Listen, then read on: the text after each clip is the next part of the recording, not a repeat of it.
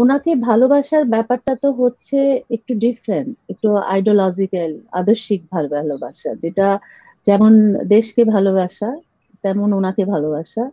তো ওনার ব্যাপারটা সম্পূর্ণই আলাদা। এটা পরিবারের যারা সদস্য আছেন তাদের ভালোবাসার সাথে ওই ভালোবাসার কোনো তুলনা হয় না। ওনার তো আপনি সেই ভালোবাসার সাথে কোনো আপোষও করতে রাজি না? না, দেশকে ভালোবাসার সাথে যেমন আপোষে রাজি না, তাহলে ওনাকে ভালোবাসার সাথেও আপোষে রাজি না।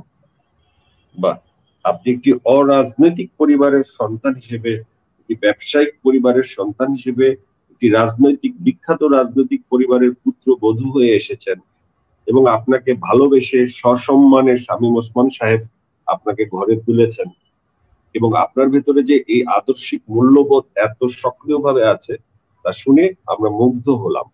ভাবি, আমরা শুনেছি যে ধরেন একটি রাতের ভয়াবহ ঘটনা আপনি বর্ণনা করেছেন, যে সেই রাতের কথা মনে করে সালমা ওসমান লিপি বলেন, ওই রাতে আমি যখন খবর পাই বোমা হামলার, শামীম ওসমান মারা গেছে, তখন আমি আধা ঘন্টার জন্য জানতাম আমি বিধবা হয়ে গেছি। বোমার আঘাতে ছিন্ন ভিন্ন হয়ে গেছে শামীম ওসমান। আমি তার খোঁজে পাগলের মতো চাষারা রাস্তা দিয়ে দৌড়াচ্ছিলাম। প্রথমে গিয়েছিলাম সেই রক্তাক্ত স্থানে, সেখানে বিস্ফোরণের পর পড়েছিল নিহত মানুষগুলো। এরপর সেখান থেকে খানপুর হাসপাতালে যাই, সেখানে গিয়ে হন্য হয়ে খুঁজেছিলাম শামীম ওসমানকে। ওই সময় দেখি হাসপাতালের কারো হাতের অংশ, কারো আঙ্গুল, কারো পা সরিয়ে দিয়ে রাস্তা করে দেওয়া হচ্ছিল। আমার স্যান্ডেলের সোল রক্তের নিচে ডুবে যাচ্ছিল। আমি সেই নৃশংসতা দেখেছি। কেমন ছিল সেই ঘটনাটি একটু বলবেন?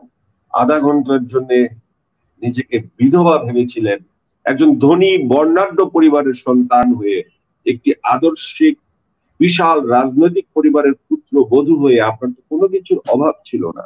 আপনার স্বামী রাজনীতি করতে গিয়ে বহু আলোচনা এবং সমালোচনার শিকার, সেগুলো নিয়ে পরে করব। কিন্তু যখন জানলেন নিজের ভালো হোক খারাপ হোক স্বামীটা পৃথিবীতে নেই, বোমা হামলায় নিহত হয়েছে, আপনি বিধবা হয়েছেন, আপনার উপলব্ধিটা তখন কি ছিল একটু বলবেন? আসলে ওই উপলব্ধিটা না, এখনো যখন আমি এই ঘটনা